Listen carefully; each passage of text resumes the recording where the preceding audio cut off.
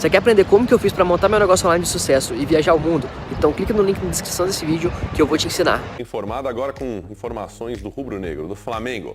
O negócio é o seguinte, o Fla conseguiu uma ótima vitória ontem, né? De confiança, jogando pra frente, tomou 2 gols, mas fez 3. E o Jorge Jesus mostrou aí um outro lado da equipe, um lado diferente, que soube construir várias jogadas. Só que aí a cabeça já volta pra quarta-feira, porque tem a decisão no Maracanã, aqui no Rio de Janeiro, contra o Emelec. A partida de ida foi 2-0. Vários desfalques atrapalharam o primeiro jogo e podem atrapalhar o segundo. Mas agora a gente vai para o boletim do dia a dia do Flamengo, trazendo a seguinte informação. Existe a expectativa de que Arrascaeta e Everton Ribeiro possam estar disponíveis para treino e para jogo. Vamos ver. Olá a todos, o Flamengo voltou aos treinos na tarde desta segunda-feira aqui no Ninho do Urubu com boas e más notícias para o seu torcedor. Vamos falar das coisas positivas primeiro?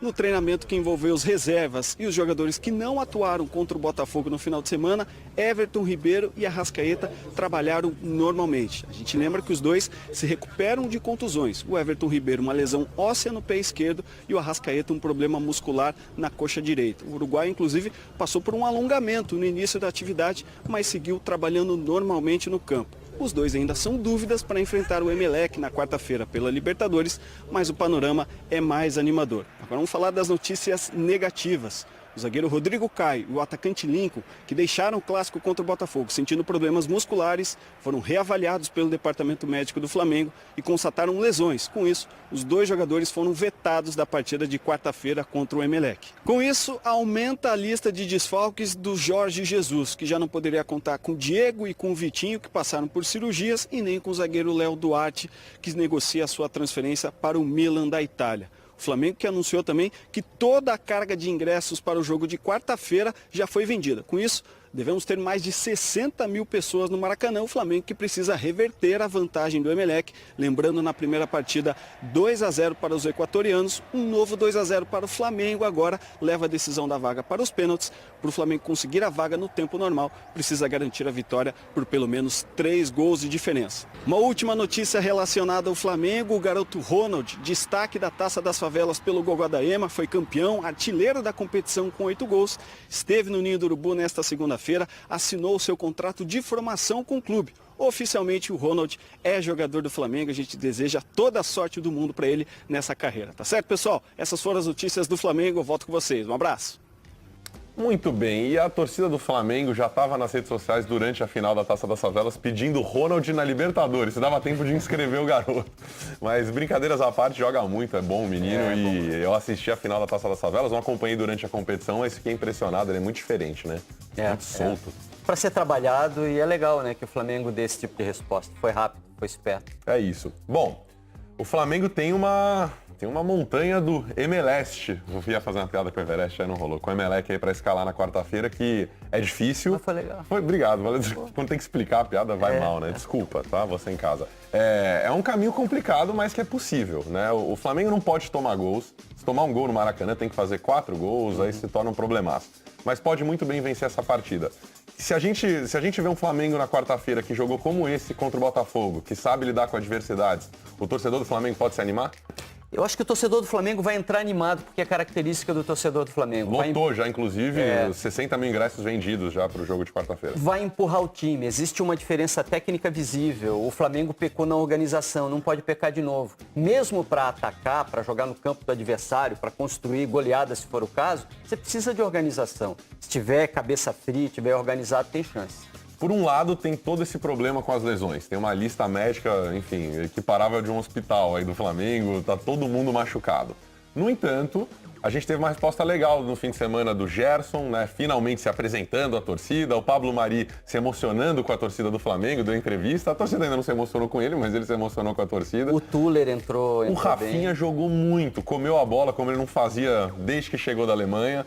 Enfim, essas são as peças que podem acender a faísca aí, porque eu sempre fico pensando no bom, e se termina o primeiro tempo quarta-feira e não saiu gols? Sabe? Aí começa um desespero. Algo tem que acontecer meio rápido, né? Mas ainda tô contando aí com o Everton Ribeiro, um Arrascaeta. Pois é, Everton Ribeiro pode voltar, né? Uma surpresa dessas. O Gerson, aqui do seu lado a gente falou sobre isso, que eu lembrava do Gerson como um meia, um jogador que vem um pouco mais de trás.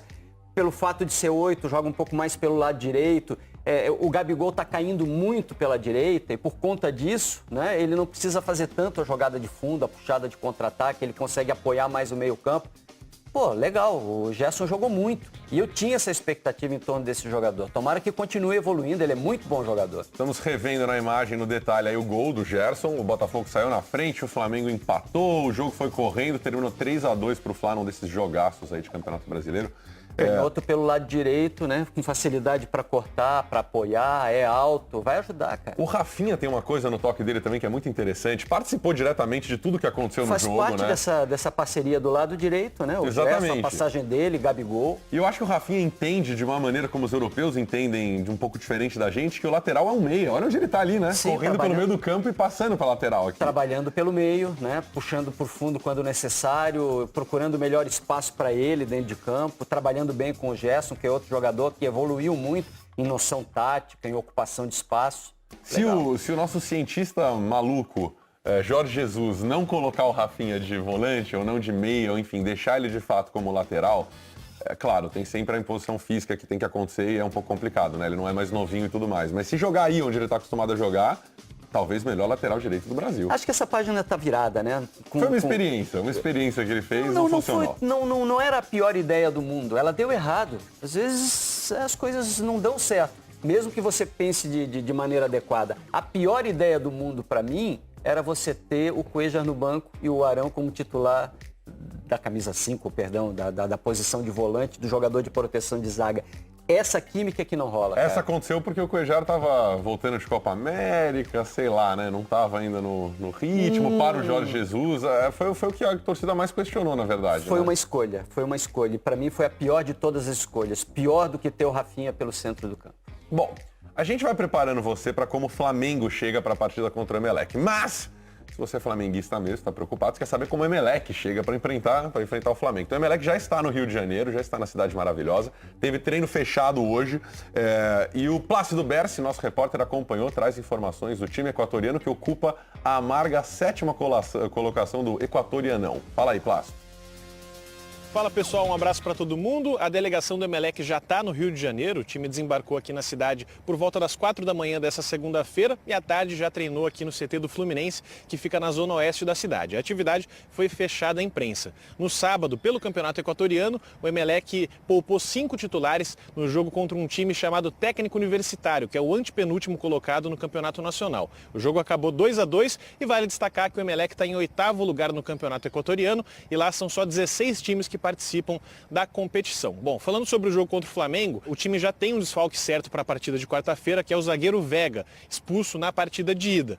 Outro jogador que pode ser desfalque na quarta-feira é o Brian Cabeças. Ele que inclusive já jogou aqui no Fluminense, sentiu uma lesão no joelho e é dúvida para a partida de quarta-feira pelas oitavas de final contra o Flamengo. E para encerrar, um dado que pode deixar os flamenguistas otimistas para o jogo de quarta é que o retrospecto do Emelec jogando aqui no Brasil é muito ruim. Até hoje foram 15 partidas realizadas aqui no nosso país, 14 derrotas e só uma vitória. E essa única vitória foi conquistada nesse ano, em 2019, na fase de grupos da Libertadores contra o Cruzeiro, 2-1 lá em Belo Horizonte. Um abraço para todo mundo.